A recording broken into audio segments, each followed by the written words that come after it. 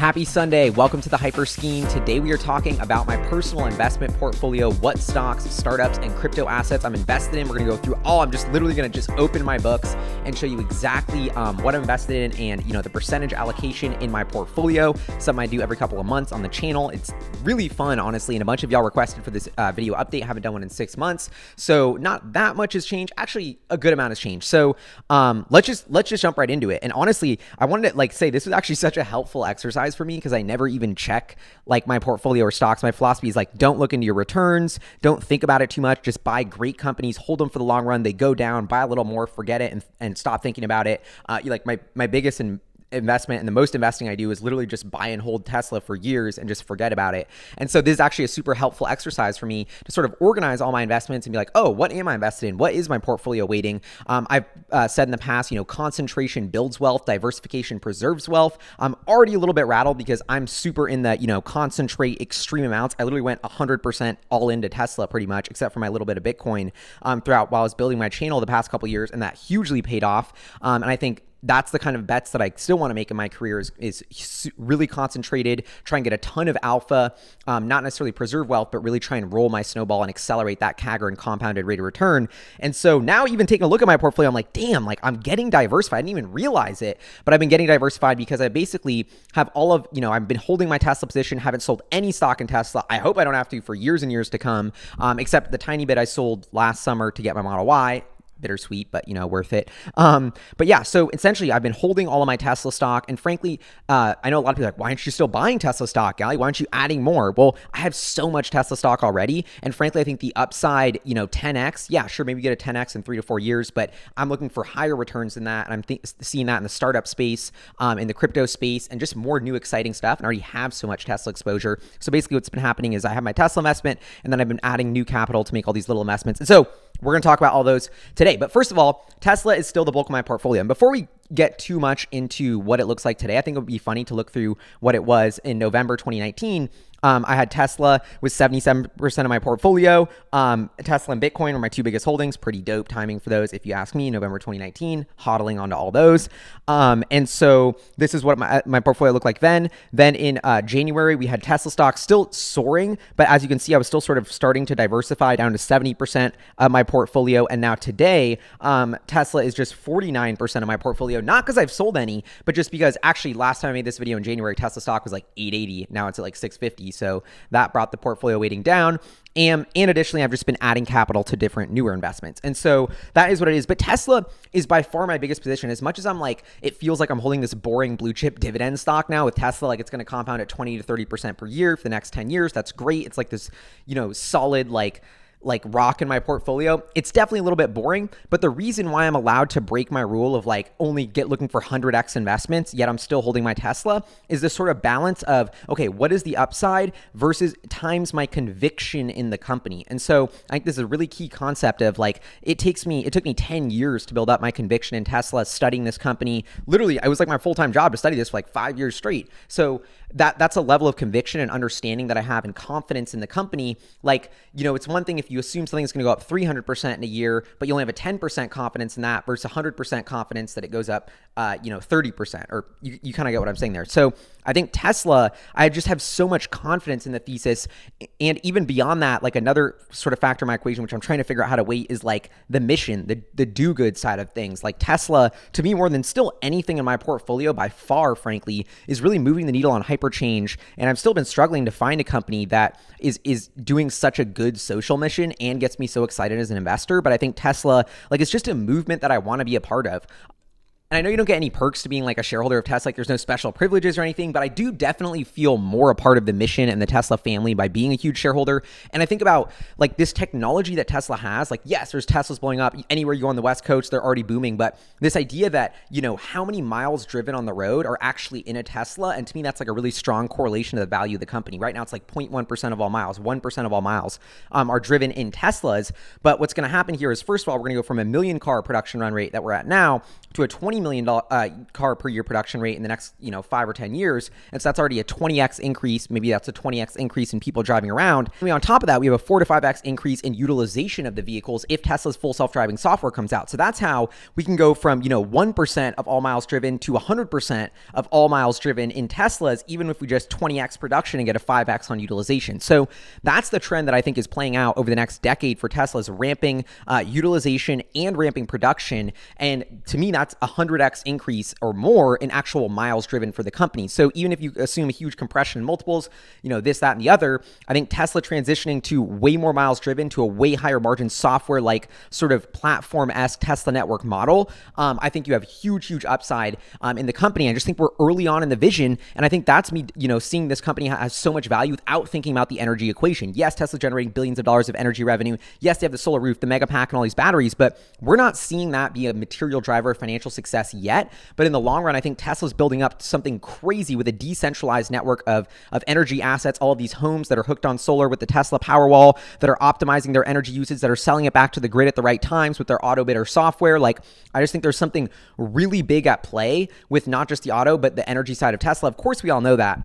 But honestly, I think it gets even bigger than that when you start to figure out what they're doing in crypto. And I know I get a lot of hate for this, but crypto, and people think crypto is like such a distraction and not good for the world. But if Tesla can accelerate the adoption of renewable energy by monetizing its energy assets sooner by tapping into crypto networks like Bitcoin and Dogecoin with something like Starlink to sell their excess energy to, because that's what crypto is. It turns, excess energy into money, or energy into money at this global spot price that is the price of Bitcoin or Doge. And so that's an incredibly powerful tool in the arsenal of a company like Tesla to be like, okay, like we don't want to deal with governments, don't want to buy our energy. How can we tap into this global crypto network and sell energy and then accelerate the ROI of every project? And so that's what I think Tesla's working on right now. That's why you heard them on the last conference call say they might be dabbling with another crypto product. And so I don't know, I'm kind of getting sidetracked now, but there's so many ovens in the fire with Tesla. Like, I think it's the car piece is one, 3 to 4, 5x upside. And then you have the energy piece with another 5x upside. And then there's the robotics piece, like what Tesla's doing with their supercomputer division. I mean, this is like, I love investing in technologies. I'm about to get to my next investment, SpaceX, but like, I love investing in technologies where the monetization is supremely lagging to the technological development. Like, I don't invest in business models or financials or whatever. I invest in technologies and, thinking that the monetization potential of this is much bigger than people realize. So when I think about Tesla in that lens, yes, the batteries, I think that's a huge piece of it. But this robotics and AI supercomputer division that right now is being used to train their cars, FSD version 9, to drive themselves, is a very applicable technology to changing dozens of different industries. When you think about, sci-fi, where is the world going? We're going to robots, we're going to AI. And I just think Tesla's on the cusp of like a huge piece of that by solving this real world vision problem. How do computers perceive the world around us and interact and know their space in the world around us and interact with it and navigate in that world? That is a huge problem towards getting the ex machina future we all know is coming. And so I think Tesla, as much as it seems like it's just FSD, is secretly building like a torpedo or sort of stealth unit within the company that does supercomputers, that does robotics, that does AI, that is going to be an immense value driver. So when I think about the arcs of Tesla's value, I think about an arc of vehicles, and full self-driving is a couple trillion dollar opportunity. An arc of energy is a couple $1 trillion opportunity that takes off maybe a little bit later in the decade as well, with some sort of crypto tie-in. And then after that, you have sort of all of these X factor products. Like, is it robotics, Tesla Vision, Tesla supercomputer, the Tesla VTOL jet that changes flying, the Tesla boats? I don't know, but there's a gazillion different ways that this could go. But I love this idea that Tesla's developing technologies that are going to be just the foundational pillars of products that we can't even fathom yet, but they're already building the batteries for them and the neural nets for them. So that's why I'm holding my Tesla stock, because I see, despite it being a $600-700 billion company, like, that's just a number. Like, like, who cares? Like, $1 trillion is not the cap. $1 trillion is the beginning. I think there's going to be dozens of $1 trillion companies in the future when you combine, this sort of accruing monopolistic value that tech companies have, as well as inflation. And so Tesla to me is a $5 to $10 trillion company in the bag. It's just about how long it takes to get there. I want to be along for the ride. And my conviction in that is just so high that despite the returns not being astronomical, I'm holding on to my stock. And honestly, despite me having all these financial reasons to hold on to it and stuff, like, it's also sentimental. And like, going back to what I said, like, I actually just really care about Tesla succeeding in their mission.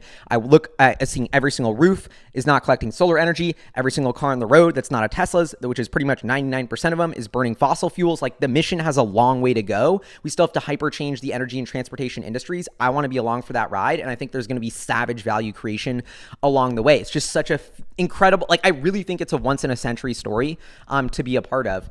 And yeah, and like Elon Musk, like this dude is the greatest inventor of all time. I mean, you're betting on, I've said this so many times, but the most important thing to research when you're understanding a company is the CEO. Elon Musk is like 50 years old. He's literally in his like business prime. Like if he was an NBA player, he'd be like 23. He just won the MVP. He's got like the dopest team around him. They have an unlimited budget. It's like, bro, this guy's winning the championship every year for the next 20 years in a row. Like this is a savage dynasty that we are just seeing beginning. And so to own Tesla equity is to own the same thing that Elon Musk is invested with the most of his fortune with, which he's savagely incentivized, a give a shit factor off the charts to make huge amounts of profit so he can fund his real ambition to get us to Mars, which is going to get me to my next investment with the Starship. But anyway, so that's Tesla. I just got to get to SpaceX. Number 2, SpaceX. 10% of my portfolio is in SpaceX. This is an investment I did about a year ago. I'm so frustrated that I'm invested in SpaceX and that it's not an open company that everybody can invest in. Like I think it sucks, and it's kind of so frustrating that the public markets and short sellers convinced Elon that it was too stressful for Tesla to be public. SpaceX has too many long-term goals. They don't want it to be public, and there's a huge trade-off that I think Elon has been struggling with, which is like, okay, like I want to give all my early supporters a chance to invest in this, the people who believe in it, but I don't want to deal with enough headaches and roadblocks to make the mission never happen. It's not worth it. So there's a trade-off of actually getting us to Mars, making things happen, versus letting everybody who wants to invest. And so SpaceX is a private company. SpaceX is a private company, which means you can't really invest in it, but you can invest in it if you're an accredited investor, which means you check all these little boxes and you find shares. So the way I got shares, and I said I was going to make a whole video about this, but I think it's kind of pointless. I mean, it's just really like a friend of a friend is like, we have SpaceX shares a year ago. It took us that was like a year and a half or 2 years ago. And then took 6 months of negotiation, of doing all the paperwork, of learning how to do lawyer stuff, of I don't even know if I own SpaceX, to be honest. Like I wired a huge amount of money to some random bank account and I signed some piece of paper. That's all that happened. Like I don't even know if I own SpaceX, technically. Like I honestly don't.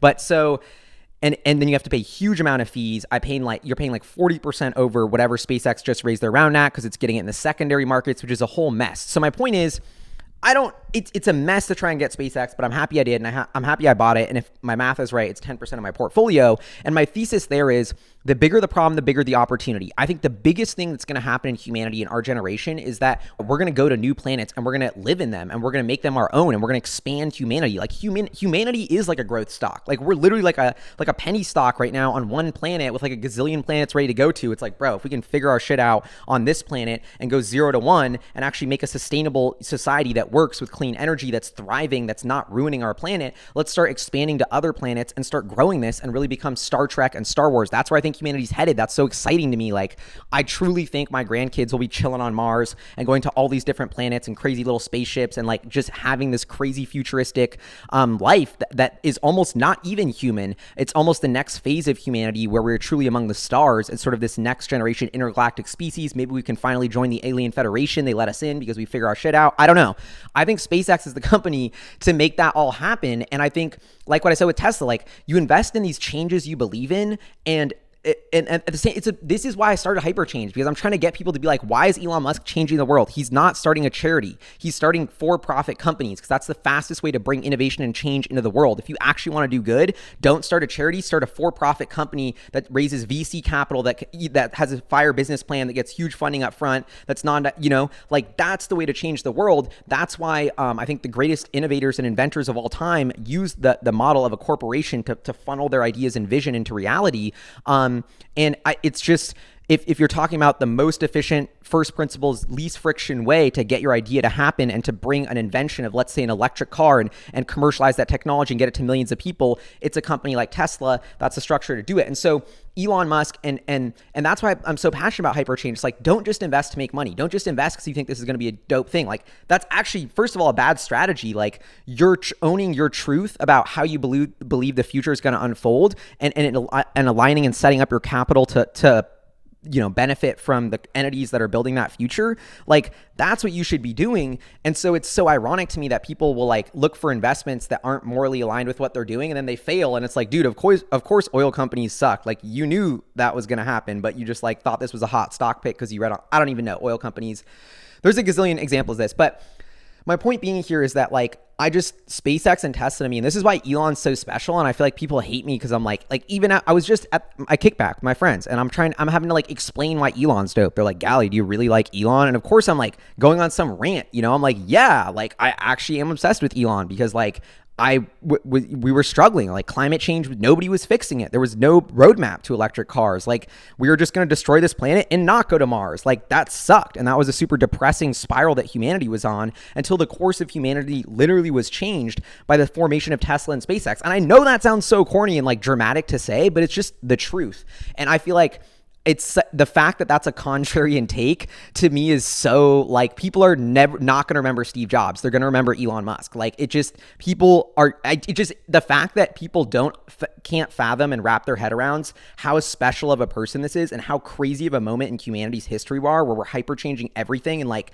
this is deciding whether we're going to be this epic multiplanetary species or we're going to ruin our planet and just in flames, like some straight up idiocracy shit. Like this is just such a big moment. And Elon is the one pushing us in the right direction forward and creating this movement that's around optimism, positivity. And so that is just something so like, oh man, I just can't even like, yeah, that's all feel good and great. And then it's like, look at this, like, okay, shout out to Tom from Dadi, who I guess I'll talk about, but this is this Starship. So this is, or it's a 3D printed version of the Starship, not the real one, but yeah, it's like, this is the product, like Elon Musk, SpaceX coming up with this savage new rocket design, testing them. You can see on the internet, they're like, blows up. Like, I don't know. This is what's going to take us to Mars. This is what's going to take cargo all around the world. I guess we can go to New York from Shanghai with this in 30 minutes. Like this is the technology that is worth hundreds of billions or trillions of dollars of market cap to SpaceX, but isn't generating a dollar on the financial statements today. And so why did I invest in SpaceX? Because I think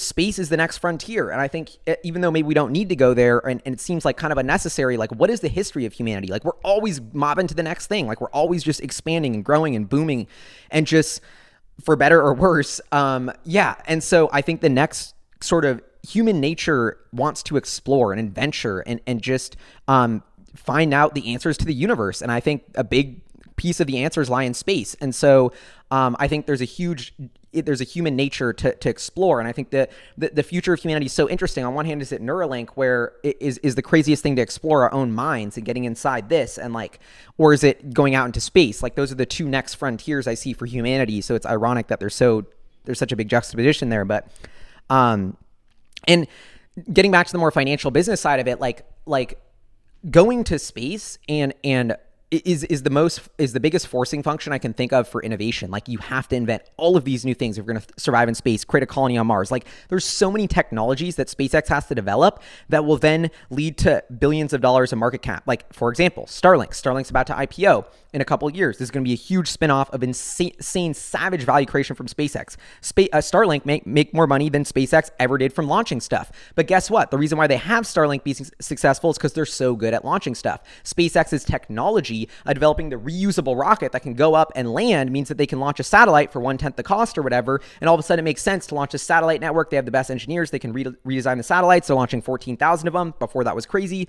But so what is the next technology that SpaceX will develop in its quest to get to Mars that will spin out another $1 trillion company? Who knows? And like I said, Elon Musk, the greatest inventor of our era, pioneering this effort, it's epic. They're going to look back on this and be like, wow, this is crazy. So Tesla and SpaceX, my two biggest investments. Number 3, Bitcoin. Love Bitcoin. Man, I'm like, damn, what's my history with Bitcoin? Okay, so back in 2012 or 2013 or 2012, I had a class at NYU and it was all about entrepreneurship. Shout out to Lawrence Lenahan, the super dope VC who was my teacher. And he brings in like Alexis Ohanian, the guy who started Reddit, believe it or not, and like these Bitcoin guys. And they have like a Bitcoin lecture day. And Bitcoin is literally hitting $30 of all-time highs. And I remember it was just crazy. And I got hooked on Bitcoin. I discovered it. That guy, Charlie Shrem, who then got arrested, was like in the class. He was like the guest lecturer, like literally like 30 feet in front of me, like jumping up and down. I mean, like, Bitcoin's hitting $30. Like they put on the projector. We're all freaking out. Like, anyway, didn't buy any Bitcoin then, but a year later got into Bitcoin at like 300, started writing about it for the NYU newspaper. And like, I remember I walked in my international finance class and I was like, yo, like, what about this thing called Bitcoin? Like, why are we learning about how to exchange euros for dollars and Forex and all this bullshit and interest rates when like Bitcoin's going to be the future and like you literally won't need this multi-trillion-dollar waste of a toll road, you know, Forex industry if we can literally just use Bitcoin? Like, is this not like the holy grail of all, you know, all international finances for us to all have one global currency that's based on the internet? Like, duh, no brainer. And so nobody was on that wave. But I've always been fascinated about Bitcoin since then. So that's when I started my position and like got into Coinbase. I applied for an internship at Coinbase in like 2012 or 2013, like went to their office and they had like 20 people. And like, I remember I sat next to the Litecoin dude at lunch and like, I didn't know he was like the creator of Litecoin, but he was like one of their engineers at Coinbase at the time. And I remember chit chatting with him. They're like, bro, like that's the guy who started Litecoin. Like, I don't know. It's just such a like, I don't know. I kind of like have a special place in my heart for these like Tesla and Bitcoin investments just because they were so like out there, and to just see how like these little ideas that were so radical and out there have just become normalized and accepted and just grown up in such a cool way. Like, I don't know. It gives me a lot of faith that like all these weird, quirky little things that I find today that are fascinating could be the start of something huge. And so in some ways, I feel like I got so lucky that like my two biggest curiosities of Tesla and Bitcoin just ended up becoming this huge thing. And then next thing you know, like I'm with Michael Saylor making a video about how Tesla should buy Bitcoin, and then Tesla fucking buys Bitcoin. Like, who saw that coming? Like, I can't even, like, I couldn't even, the future is like who the hell knows what's going to happen next? So Bitcoin, why do I love Bitcoin? I mean, I just love programmable internet money, and I'm not smart enough to be a Bitcoin maximalist or to be an Ethereum maximalist, but I feel like here's the basic way I think about it. One of the most important sort of systems or technologies that we have in our society is money or currency, the ability to store your economic inertia over time. You're going to work so hard and produce all this value for our civilization and the simulation, right? So how do you store that value and then use it for something you want? And to me, this is the greatest unlock of all incentive systems in humanity. And the reason why people say billionaires are a policy failure, to me, I totally disagree with that. Billionaires, the fact that they exist incentivizes so much, you know, why is Elon Musk creating all these companies and billions of dollars of shareholder value? Because he knows he can go to Mars if he does it. This is incentivizing him to create all this progress. Like, this is the system for humanity's progress. And I said, like, money's magic. Like, you just need to add a little time, right? So like, if you have enough money, I'm like, bam, I want the craziest building built right there. That's 8,000 stories. It does this. I want a spaceship that takes us to Mars. All you need is money and time. Like, this shit can happen. So I truly believe, like, and I'm getting carried away there, but one of my favorite quotes is like, your imagination is the limit to your potential. And I think that humanity's imagination is the limit to our own potential. Like, it's truly whatever we create. And so I just think that's such an exciting idea. And when I came across Bitcoin, like, and then when I came across Bitcoin, it's like, this is a new way. Like, the dollar, like everything that's invented 100 years ago, I feel like it's already ready to be disrupted, right? Like, the Creature of Jekyll Island, like, it's an amazing kind of conspiracy theory book about how the Fed's created, about how, you know, the Federal Reserve, all these banks come together. We're going to set up this thing. We're going to have our ability to print money, control interest rates. Like, I don't know. I just feel like that's ripe for disruption. And to me, it's not that I'm saying the entire financial system will move to Bitcoin, but just that this is a beautiful, like, G check on the financial system. Like, you have real estate, you have fiat, you have gold, you have all the technology equity, you have crypto, like, or not, yeah.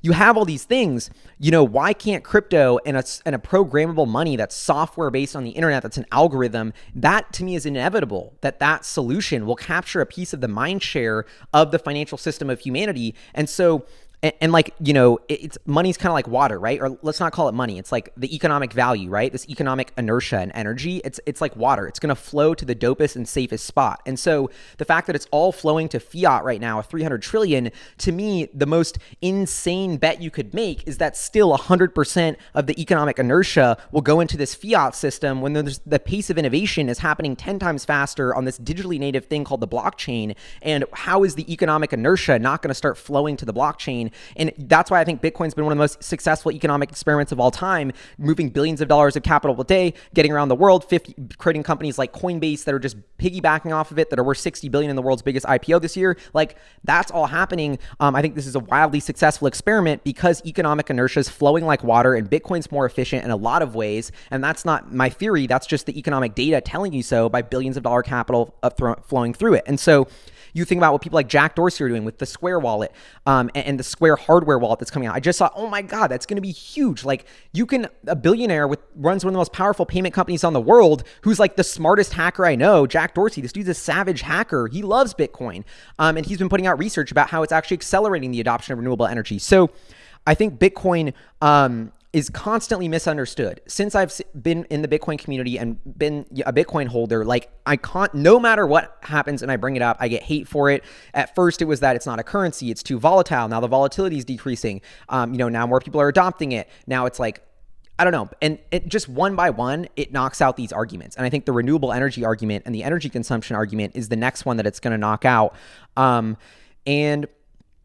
Yeah, so I own Bitcoin. It's like kind of like the same thing as Tesla and SpaceX, where Bitcoin, where I feel like there's this sort of uncapped side, like, of all the branches of possibility that could happen with Bitcoin. There's so many like amazing, inspiring, exciting things that I can't even wrap my head around. Like, some huge tech company going to integrate Bitcoin, and we're all going to have QR codes that are embedded on our smartphones, and that's this new sort of futuristic Venmo that takes place on the Lightning Network, the Cash App sets up. Like, there's just so many like little ways that I see this happening. Additionally, the way that you can get yield on your Bitcoin, that's something I have an interview about later today, could be the first real use case of why people are going to start adopting crypto. Is essentially like, what is a bank in the fiat system, the fractional reserve system? You give your money to a bank, they store it, they lend it out 10x on your money. For every $1 you put in, they lend out $10, and then they're making interest on that. And so they give you a little bit of that interest rate, but that's a super inefficient, messed up financial system. Let's reinvent that on the blockchain. Let's let us, put our crypto into these liquidity pools and get a yield from it with no middleman. We are the bank with less leverage. That's how you can get a 5% or whatever return on your Bitcoin. So that is a savage pass through of economic value from the banks and financial system to the people. And so if crypto can bring that mainstream, that's going to be epic. Okay, I got to move faster here. Ethereum, that's my next biggest holding. Okay, Bitcoin's dope, but it's just simple. The smart contract is a much bigger idea. I think Bitcoin is uncapped in its potential for all this crazy financial stuff it can do. I love this quote that like Ethereum is the sum of like humanity's creativity. Like, what can we create on this decentralized metaverse? Like, you see these stories about like some 14-year-old just coding and deploying something on ETH. Like, I love that. That's the future. And I think Ethereum is gonna like, it's just, there's so much cool stuff and possibilities happening there. It feels like the internet in these super early days. And like, I've been seeing the transactions, the network pick up. I was skeptical of ETH for a while because it was all crappy ICOs. There was no real world use case. Bitcoin was like, all right, it's digital money. It's a better store of value than like a lot of third world countries' currencies. Like, this actually sort of already makes sense as a use case in the financial system.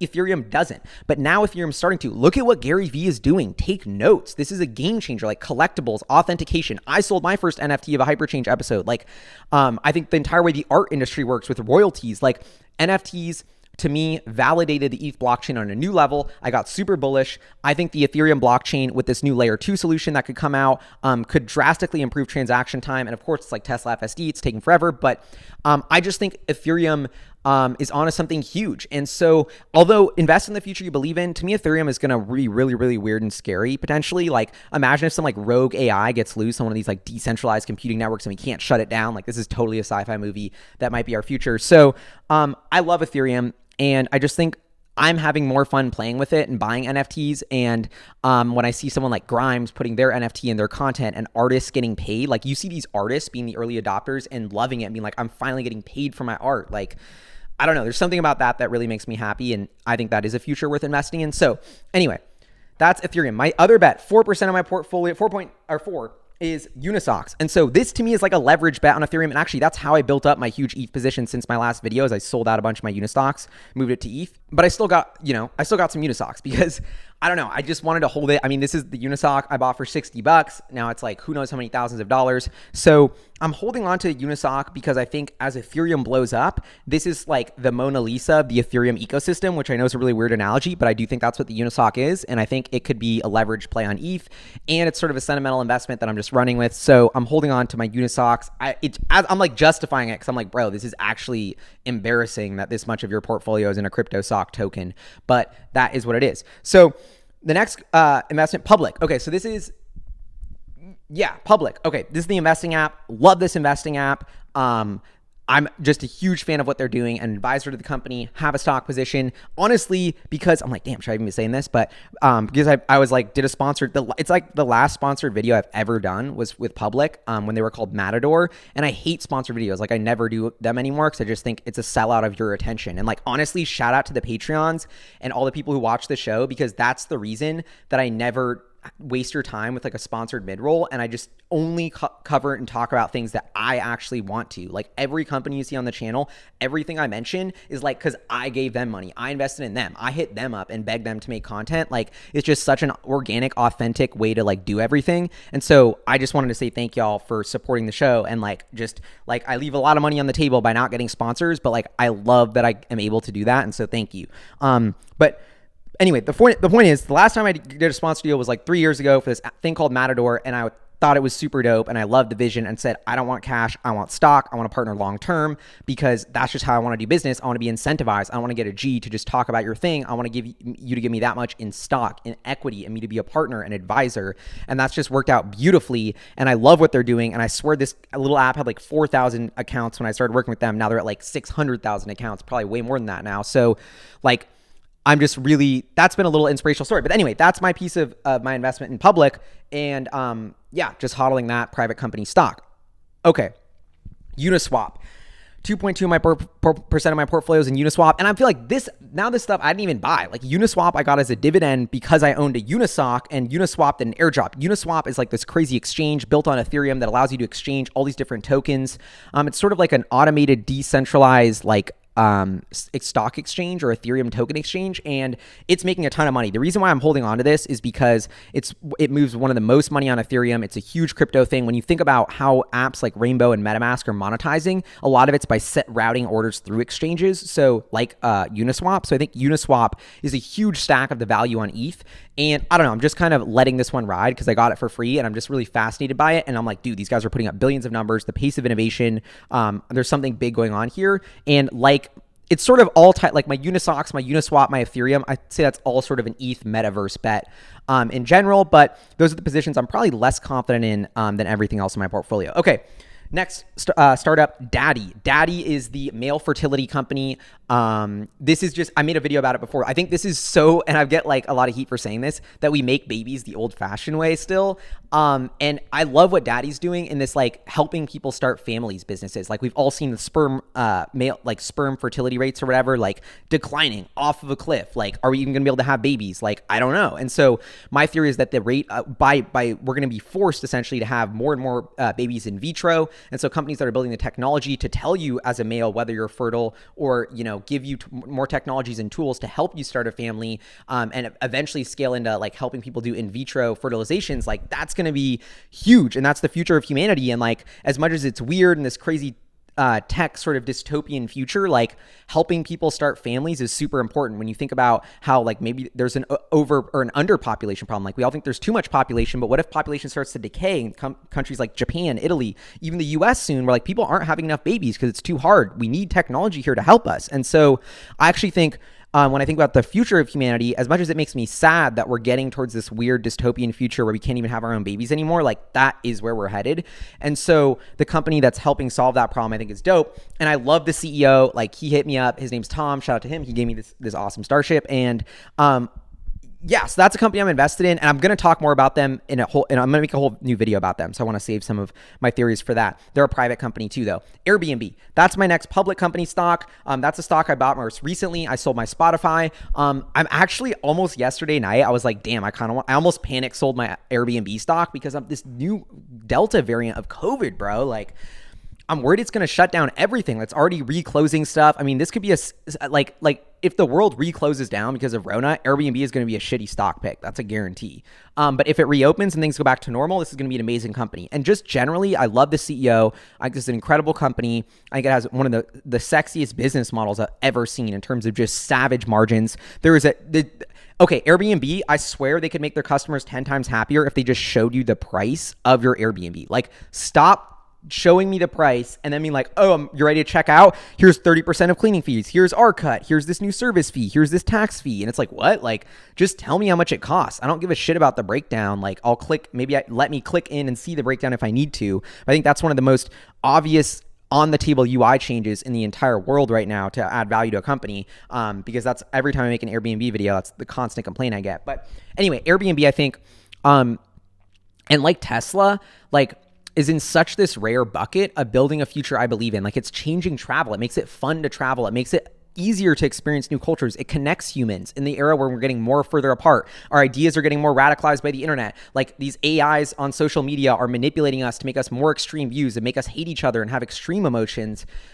Platforms like Airbnb are fostering real connection, are fostering these human moments that I think are so beautiful. And there's been so many times where I go to countries, I didn't know the language, I don't know what the hell I'm doing, I've never been there before, but I show up to my Airbnb, they're so friendly, they take me in, I feel like I'm in this beautiful local home, they tell me, here's the dope local bar, here's the coolest little restaurant, hit me up if you need me, I'll give you a tour tomorrow. Like, I feel like a local, like, I feel like I have family in that city. And I just think, like, there's not many tech companies where you're like, I use this product and this actually changed my life for a week. This changed the way I would have experienced Croatia. Like, it does. And I think they're going to do that for more than travel. They're going to do that for experiences. Their whole experiences product, which is literally called experiences, is going to do something similar where you can eat with someone, or I can go get a local authentic meal. I can get an authentic tour. Like, I did a few experiences in Japan and loved it. And so I think Airbnb is a rare example of a tech company where I feel really good about the mission and I feel really good about the business model and just want to be a part of this.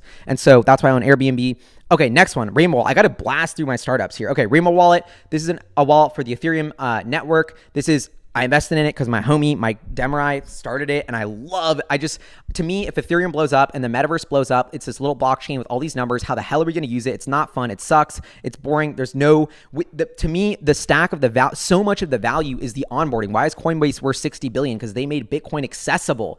That's what Rainbow's doing. They're making ETH fun. They're making ETH accessible. They're making it easy to have your NFT, to store it, to send it, to save it, to swap in any token. Like, if ETH blows up, to me, the wallets that make ETH accessible are going to be a big piece of the reason that ETH blows up is because of things like Rainbow. But B, I think that's a huge stack of the value that lies in the future of the ETH blockchain is these wallets. And I think I love my investment in Rainbow. I think this is like, I'm so obsessed with this company. And I just think, like, I remember Mike Demerai pitching me in McCarran Park being like, bro, like, we're going to create like Robinhood meets Snapchat for Ethereum. And it's just going to be so fun and so playful. And it's going to like be exactly what we need on the blockchain. You're not going to want to keep your CryptoKitty anywhere else. And they did it. And I've seen them do it. And like, I don't know. That's just major props to the Rainbow team for that. So, okay. Pure Watercraft. That's another startup I invested in right across the lake in Seattle. They make electric boats, the Tesla boats. They have an announcement coming up soon, so definitely stay tuned for that. I don't know. That's an investment. Like, okay, and a lot of these startup investments, you're like, Tesla is so different. Like, I go in huge, I buy it, and I'm like studying it for years. 6 months later, I buy more stock. I see the stock go down. I buy more. Private companies, you don't get that chance. Like, your homie hits you up about the round they're doing. You have like a week to decide and wire the money. And it's not like you can wait and see them execute in 3 months, be like, oh, the stock's down because this bad news, I'll just buy a little more. You can't do that. And so that's actually a reason why I think my portfolio is not structured the way I want it to, is because how the hell do I structure it if there's no liquidity in these assets? Like, I have to like go all in and write a huge check before I even know you, and, you know, just to pay to play to be in the next round. Like, I don't know. I'm still learning about this, but that's the negative side of private market investing. But that's why I have all these little checks and all these little startups. And frankly, like, you want to know what I'm trying to do is scout these startups. These are my toe in the water positions. And as these startups execute, as they do another round where my conviction is way higher, I want to allocate huge capital to that. And I want to make another big, bold bet. Like, frankly, like what I'm thinking here and seeing after looking at my portfolio is like, I haven't made another big, bold bet since Tesla. And like, I mean, SpaceX was one, but I don't know. I'm kind of, and I think that's like a self-defense mechanism of like, if there's nothing new and exciting enough, like that tells me that there isn't anything good enough for me to put my savage, you know, huge chunk of capital into and maybe sell some Tesla stock, because nothing's pulling me in that direction hard enough. But if something does, that's what I'm waiting for. It's like I'm like waiting. I feel like I'm like dating all these startups to see which one, like, I don't know. Like I want yeah. So it pisses me off that I don't have a huge concentrated bet on another company I think can go up 50 to 100x like I did on Tesla. But the problem is that's easier said than done. You can't just find those. They're not a dime a dozen. So Pipe, that's another company. Next investment, they're making debt tradable, and not even debt, basically letting you get paid for your revenues up front. I'm going to make a whole video about this. This is another thing I've been meaning to, but I just think they're so fascinating. Shout out to my homie Neve, who's an amazing VC, I invested through an SPV that he set up to get into Pipe a while ago, actually before the huge round they just announced. So if you see that, yeah. But I've never seen a startup blow up as fast as Pipe. Honestly, I'm pumped to be on board. And I just think what they're doing is so interesting. And I hate this idea that everyone's, diluting their cap table, giving, shitty VCs all this funding when they have recurring revenue, something like HyperCharts, and we could pull that forward, securitize that via a platform like Pipe and get paid for our revenue up front, a little more flexibility with our capital without diluting. I just think they're onto something really, really big there by giving all these SaaS companies and startup access to debt, which never before existed. And that's just a huge idea. And I love what Pipe's doing there. They have a savage founder called Harry too. So next one, Genies. Had this founder on the channel, Akash. Love this. Oh my gosh. Like, we're talking about the Ethereum metaverse. Like, what are we going to be doing on the Ethereum metaverse? Like, what NFTs are we trading on our Rainbow app? All of the swag that our Genies are rocking and putting out, these virtual avatars that Bieber and Young Thug have now, but that they're bringing this sort of rigged technology to the masses and letting everybody have their own Genie. It could eventually be your passport into the digital world. Is it your login to Instagram, to Snap, to all of this stuff, to YouTube? I don't know. There's something really interesting here, and I love this idea of the metaverse, even though it's a little bit dystopian. And I think Genies is at the forefront of building our digital avatars, which is, I think, a huge puzzle piece of the future, metaverse ecosystem.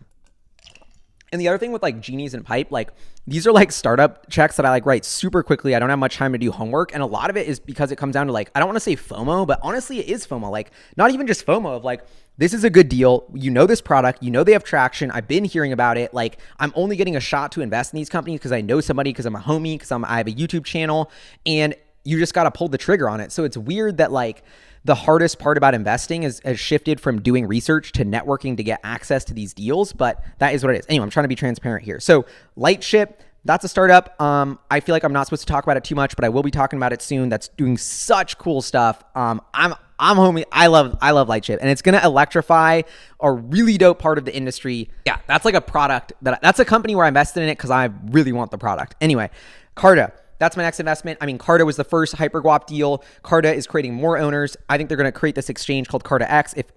I'm hoping they can get that thing to work, where we all are able to invest in startups with the click of a button. They sort of build NASDAQ 3.0 and build this marketplace. They have 20,000 companies on their platform, probably $1 trillion or $2 trillion of equity that those companies have. That's all built on Carta on these like digitally tradable stock certificates. They all just need to build the layer on top of that, which is allowed to make that $2 trillion equity fountain tradable. They're going to unlock savage value when they do that. It's going to make the world better because it's going to be frictionless to invest in any company you want. This is going to squash the entire VC industry once Carta launches this. And Mark Andreessen's on the board. He's already talking about how dope Carta X is and how he wants to push all his companies onto it. Like, I love what Carta's doing, and I love the mission, and I think they're the company that's going to put HyperGuap out of business, which I love. And so Bumblebee Spaces, next company. This is the one I just put out the video about, the bed in the ceiling. This is like, I go to their warehouse in San Francisco, and it's like literally like the dopest vibe, like engineers hacking this stuff together, all these crazy robots, all these really cool, fun, smart people building something so bold and ambitious. And the thing that I love about Bumblebee is I've seen the technology develop so much, and talking to these first initial customers who have it, like Monty Love, like he's incredible. That guy's hilarious, but like he's obsessed with his Bumblebee, and I'm still been like, he just moved into it when I interviewed him, but I've been following him on Instagram. He posts about his Bumblebee like every day. The dude is nonstop flexing with his Bumblebee about how it changed his life, how much he loves it. Like, I think Bumblebee is not just a bed in your ceiling company. It's like the smart home company. How do we interact with our space in the future? How do we maximize space? How do we let technology make our lives easier and store our stuff? Look, like, think about where you store your stuff. You don't know where you store your stuff. You put it in a closet. It's not digitized. It's not organized. It's like, I think that's, even though it's like these things that we take for granted that don't seem like they need to be disrupted, There's a lot of opportunity there in boring sort of household stuff. And not that Bumblebee's boring at all. I actually think Bumblebee's biggest opportunity is to launch like a smart TV that comes out of your bed. And all of a sudden they, you know, what is a TV? It's your way to interact with the metaverse. You know, maybe Bumblebee comes down with your VR headset. Like if you can be, that's why Tesla's so valuable. If you can be, that's why Snap Spectacles have so much potential. If you can be that's why Facebook is copying Snap Spectacles as fast as they can and trying to get off of the Apple iPhone. If you can be the fabric of humanity's connection to the metaverse and the digital realm, the ETH world where we live with our Genies and have NFTs on our rainbow wallets, you are going to be worth so much money. That's why Apple's like the most valuable company in the world, because every app or piece of software runs through their hardware. So I think Bumblebee has the opportunity to launch the product that Apple could never got off the ground, the Apple TV, and have this crazy thing that comes down. All of a sudden, we're interacting with the digital world through Bumblebee. This isn't just a hardware product anymore. This is a software platform and a data platform. And so I see crazy potential with Bumblebee, and I love Sun Karshan, the founder. And so anyway, that's my investment there. Alloy Automation. This was like a really interesting company that basically automating all of the stuff on the e-commerce end. Honestly, I'm not an expert in this industry at all. I just kind of got lucky through a friend of a friend. Shout out to Jack and Sarah, who's the founder of the company. And I don't know, I just thought this was dope, was super impressed with the founders, had like an opportunity to write a check. So I just did it. And just this idea that like, the ability to automate all of these tasks. And as someone who's operating a Shopify store to do my merchant stuff, like I see so many rooms for micro automations and like just this huge industry. And I don't know, I don't even know what I'm saying here, but Alloy Automation, dope little startup. Y'all should check it out. Arcimoto. Okay, I didn't include my comp as a board director of Arcimoto. I actually did buy a little bit of Arcimoto stock recently, like a few weeks ago. You can check it out on the SEC filings. And yeah, so Arcimoto, hodling onto that. And, you know, I can't say too much. I'm on the board. I'm still trying to work out how I can talk about it more, but it's just difficult, honestly. Okay, only 7 minutes left on my memory card, so I'm going like hella fast right now. But Haus, the bougie rosé brand. This is direct to consumer. They're able to sell alcohol online. Shout out to Neve, who hooked me up with this investment. I love the idea of a little bit less strength alcohol, sort of these fun, more artisanal things. Honestly, I'm a big fan of artisanal beverages, which sounds so lame, but like I think there's so much room to innovate with less sugar, with more higher quality beverages, and the way that the form factor that we drink our beverages in, making it more recyclable. Really fascinated by that. So Haus is sort of investment, piggybacking on that trend. Since then, my favorite company in the beverage space has got to be Unisocks Tequila. I mean, the guys that made the Tesla tequila, like I'm a huge fan. Shout out to Carlos. I tried to invest in that company. They wouldn't let me. So, you know, I like it even more when they say that, right? Like I'm trying to invest, you know, but I love just the way they're bringing tequila production back to the OG ways, getting it more artisanal, doing it the right way, leveraging the internet to build a brand, not just this sort of archaic distribution network that has a shitty product, aka like JMO, Patron, all these other big alcohol brands, really shitty quality. You're paying for a marketing budget. I think Nosotros is flipping the value of that on their head, and so is Haus, and that you're paying for artisanal quality. And I just think that's a tidal wave shift in the beverage industry that, as a beverage industry nerd, I'm super hyped about. Pigeon loans. This is a HyperChanger hit me up, Brian. He's awesome. And he was like, yo, I'm starting this company. And I don't know, I just loved his hustle. Like he built the MVP himself, or he got this MVP off the ground. It was to solve his own problem, to basically track loans. And this is a kind of a product and vision that I've always thought was needed. It was like a social credit score, like Cash App, Venmo should be building up a credit score. And I think this is a huge opportunity to disrupt lending and debt with a peer-to-peer network payment system where we all have our own credit score, and we're able to like track loans digitally and give money to each other without the banks or this middleman. And so that's what Pigeon Loans is doing, all about helping people set up loans and track them. And I don't know, I just love, so I like the founder, I like the opportunity, super early investment. Like this is an example of investment. There's a couple on here, like Starman Studios, which is the next one, which is the comic book. Love the comic book. Shout out to Eli, all about Starman and colonizing space. And like both these investments, like I was the first check in, like I was the first money. I negotiated it. I was like, this is super dope. I'm going to give you a couple grand. And so that's very different than like hopping onto a round where a VC is leading it and like you're expecting to cash out sooner because this already has momentum. These are like way earlier bets at a way earlier stage, and it's all about learning. Like that's why I'm doing this. Like that's why I'm in investing. That's why I'm doing any of this shit, because it's all about learning. These are all business case studies. I want to be an entrepreneur. I want to start my own business. I want to learn how the world works. Companies run the world. What better way to learn how they work than investing in them from day one, meeting with the founders, scheming on the founders about how they're building stuff, you know, whether I'm going to invest in you at a 500K valuation as the first money in, or I'm about to invest in you at a $50 billion valuation at SpaceX before you spin out your Starlink, like, or at Airbnb 100, like it doesn't matter. They're all incredible learning opportunities, but that just goes to show you, like in my portfolio, like there's so many different, layers and types of assets and types of stages of investments. And I love that. Like, I feel like people box themselves in with like, are you a private market investor? Are you a startup? Or what type of VC are you? It's like, nah, like I do it all. Okay. Gotta go fast. Dominate. Okay, Starman Studios is the comic book company. Love what they're doing there. I think they're creating potentially the next Marvel universe, but built on Starman, exploring space, getting people excited about going to Mars. Like, I love that mission about sort of getting people excited about this inspiring future that SpaceX and Elon are building. Dominate, amazing outdoor fitness app. I did a whole video interviewing the founder. I love the idea that they're bringing, when I was in LA and Santa Monica, the biggest thing I looked forward to was hitting the beach after work with my boy Aiden, going to a Dominate class, doing a savage workout on the beach, getting a community vibe, dancing to music, but also feeling good, being healthy and positive. And it just like made me so happy. In this world, we're all isolated. We're all working from home. Everybody's getting farther apart towards technology, investing in something that brings people together, that is revitalizing a, abandoned parking lot to make it like look like Tulum and get everybody there to drink dope, healthy drinks and work out and feel good. Like, that is building in a future that's really exciting and inspiring to me. And I just love Eddie, the founder. Like, this dude has got 8,000% energy and like is just going at 1,000,000 miles a minute. And I just love it as a customer. So that's another one where it's super early stage. Who knows what the hell will happen, but I really want to be involved, and I hope they succeed, because the world will be better if like we are all have like every city I'm in Seattle right now. I wish they had Dominate classes. They don't. So hopefully my investment will help them expand. Adams, the shoe company. This is my first startup investment ever. So shout out to Neve for that too. But I know it looks small, and that's the other thing I'm saying. Like, I'm trying to get, honestly, I'm not even gonna lie. I had a meeting with Adams and I was begging them to let me invest more money, because I wear my Adams all the time. I'm obsessed with this company. I love Wakas and Sidra, the founders. Like, I just think there's 8 billion people on the world. We all need comfy shoes. This is a huge opportunity. I've tried Yeezys. I've tried Jordans. I've been doing the homework. I'd be getting my Yeezys if I didn't have to go all the way downstairs now. But my Yeezys are not as comfy. You can drop hundreds of dollars on the Yeezy Boost with Adidas. They suck. They're garbo. Frankly, everybody at the airport has them too, and it's whack. Honestly, Adams are doper.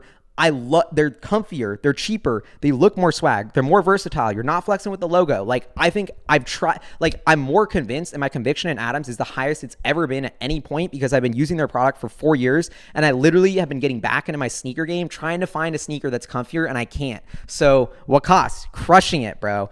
And Sidra, like, I'm so proud of what you guys have built, and just like so happy to be involved, and like honored to be able to cover it.